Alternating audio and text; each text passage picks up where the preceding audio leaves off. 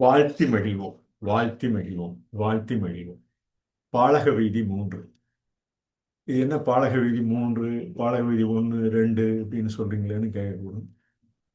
பாலக வீதி நாம் தொகுத்து வகுத்த, முன்னோர்கள் தொகுத்து வகுத்த அந்த பால் வீதியை பற்றி, பால் வீதி எவ்வாறு அண்டவியல், வான இயல், வணிக இயல் இவை எவ்வாறு பட்டினப்பாலையில் சொல்லாக தொகுத்தவை என்ற கருத்தாக்கமாக தொடர்ந்து பதிக்கிறோம். இந்த பாலக வீதி இன்று 3வது பகுதியை காணப்படும். அண்டவியல், வானவியல், வணிகவியல் பட்டினப்பாலையில் எப்படி பொருந்துங்கிறத நீங்க சொல்ல போறீங்கன்னு எனக்கு தெரியல அப்படின்னு பெரும்பாலானோர் கேட்கக்கூடும். அந்த அண்ட அண்ட அண்டும் அண்டவியல் ஆண்டில் பல்வேறு கருத்துக்களில் எல்லா மொழியிலையும் எல்லா சான்றோர்களும் தொகுத்து வகுத்த ஒரு காலத்துல கருத்தாக்க ஒன்றுதான். ஆனா அதுல சொல்ற விதம் வேறையா இருக்கும். அதை தவிர வேற எல்லாமே ஒண்ணுதான்ங்கிறத இந்த பதிவில் தெரிவிச்சுக்கணும். இந்த வானவியல் பல்லாண்டுகளாக தொகுத்து வகுத்த வானவியல் அண்டவியல். இந்த அண்டும் அந்த வானவியல் பேரண்ட அதிர்வு எவ்வாறு ஜேம்ஸ் ஹாக்கின் தொகுத்தாரோ அந்த கால சுருக்கத்தின் கட்டாயம் எவ்வாறு நமது வாழ்வில் நிலைத்துள்ளது என்பதெல்லாம் நமது தமிழறிஞர்களும் மொழியில் பட்டினப்பாலில் குறித்த அந்த ஒரு சொல்லிலேயே நான் இன்றும் 3வது பகுதியை நிறைவுபடுத்தலாம் என்று உள்ளேன். வசையில் புகழ் வயங்கு வெண்மை. இந்த வசையில் புகழ் நான் வசப்படுறோம் அப்படின்னு சொல்லுவோம். வசையில் புகழ் எவ்வாறு நிலைக்கும், அது வயங்கு வெண்மீனாக எவ்வாறு நிலைக்குங்கிற ஒரு சொல்லிலேயே நாம தெரிஞ்சுக்க வேண்டிய ஒரு புகழ்.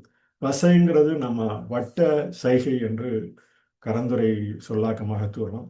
இந்த வட்ட சைகை எவ்வாறு ஒருங்கிணைந்து நமது புவியில் நிலைத்துள்ளது என்பதை ஒரு கருத்தாக்கமாக வசையில் புகழ் வட்ட வடிவு சைகை ஒருங்கிணைந்து செல்லும் வழி வகுக்கும் ஒரு வரலாற்று நிகழ்வு. இவையெல்லாம் தொடர்ந்து அறிந்து புரிந்த ஒரு வரலாற்று நிகழ்வு எவ்வாறு புவியியலுக்கும் பொருந்தும், எவ்வாறு நம் அறிந்து கொண்ட நிலையும் பொருந்தும் என்ற அந்த கருத்தாக்கத்தில் கருப்பொருள் கருந்துளையில் வெடித்த அந்த வெளிச்சம். வசையில் புகழ் வட்ட வடிவ சைகை அந்த கருந்துளையில் வெடித்த அந்த வெளிச்சம், புகழ் வெளிச்சம். வசையில் புகழ் வயங்கு வெண்மீன். வயங்கு வெண்மீன் என்று நாம் கருதக்கூடிய இந்த இயல் வான்வியல் வானவியல் எவ்வாறு நமது கருத்தாக்கத்திற்கு பொருந்தும் என்பதை அந்த ஒரு சொல்லில் பட்டினப்பாலையில் வணிகவியலாக எவ்வாறு காவிரியின் சிறப்பு குறித்து பட்டினப்பாலையில் உருத்திரங்கண்ணனார் பாடியுள்ளார் என்பதையும் ஒரு கருத்தாக்கமாக இந்த வயங்கு வெண்மீன் என்ற அந்த ஒவ்வொரு வரியாக சொல்லின் விளக்கத்துடன் தெரிவிக்கலாம் என்ற இந்த பதிவினை இந்த வானவியல் சிறப்பு கிட்டத்தட்ட இந்த முதல் 5 வரிகளும் நமது காவிரி வரை ஒன்ற அந்த சொல்லாக்கம் எல்லாம் நமக்கு தொடர்ந்து புரிய வேண்டிய ஒரு சொல்லாக்கம் என கருத்தில் கொண்டு இந்த வெளிச்சம் கொண்ட விண்வெளி பறந்து விரிகிறது. நம்ம இன்றைய காலம் இந்த பறந்து விரிந்த அந்த விண்வெளிச்சம் பெரும்பாலான நிலை கருப்பில் தான் உள்ளது, கருமையில் தான் உள்ளது. அந்த கருமையிலிருந்து விண்வெளி உச்சமாக இந்த பேரண்ட அதிர்வு ஏற்பட்டதும் ஒன்று திரண்டக்கூடிய அந்த பேரண்ட சிதறல்கள் குடும்ப மண்டலமாக சூரிய மண்டலம், கதிரவ மண்டலம் என்று கூறக்கூடிய குடும்ப சுற்றி வருகிறது என்பதை இந்த பாடலில் புவிசார் சுற்றி வரும் நிலையில் நீர் நிலத்தட்டு நாம் இருக்கும் நிலை. இவைதான் இந்த பாலக வீதி என்று கருதக்கூடிய நாம் பார்த்த லட்சிய கருத்தில் வீட்டிற்கும் திறவுகோள். அந்த பாலக வீதி என்ற சொல்லின் அமைப்பிலேயே வரும். இவைதான் நமக்கு ஒரு கருத்தாக்கமாக நிலை பெற வேண்டிய ஒரு நீர். இவை பால்மலை வீதி என்று மில்கி கேலக்சி என்ற ஆங்கிலத்தில் கூறலாம்.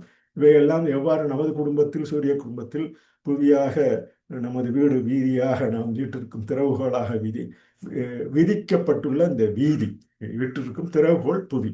இந்த புதிய விசை எவ்வாறு நிலைப்பட்டுள்ளது என்பதனை இந்த பாடலில் மீண்டும் அந்த வசையில் புகழ் வயங்கு வெண்மீன் என்று சொல்லக்கூடிய அந்த கருத்தாக்கம் இந்த வசையில் வட்ட சைகையில் வயங்கு வெண்மீனாக புகழ்பெற்று அந்த விளங்கக்கூடிய நமது புதிய விசை என்றும் நிலைத்திருக்க நாம் ஒரு லட்சிய கருத்தாக்கத்தில் நிலைத்திருப்போம் என கூறி இந்த பாலக வீதி 3வது பகுதியில் வசையில் புகழ் வயங்கு வெண்மீன் திசை என்று அடுத்த சொல்லாக்கமாக 2வது பகுதியும் 2வது வரியை 2வது பகுதியை திசை தெரிந்ததற்கு என்கின்ற வரியை அடுத்த பதிவினில் காண்போம் என கூறி இந்த பதிவினை நிறைவு செய்கிறேன்.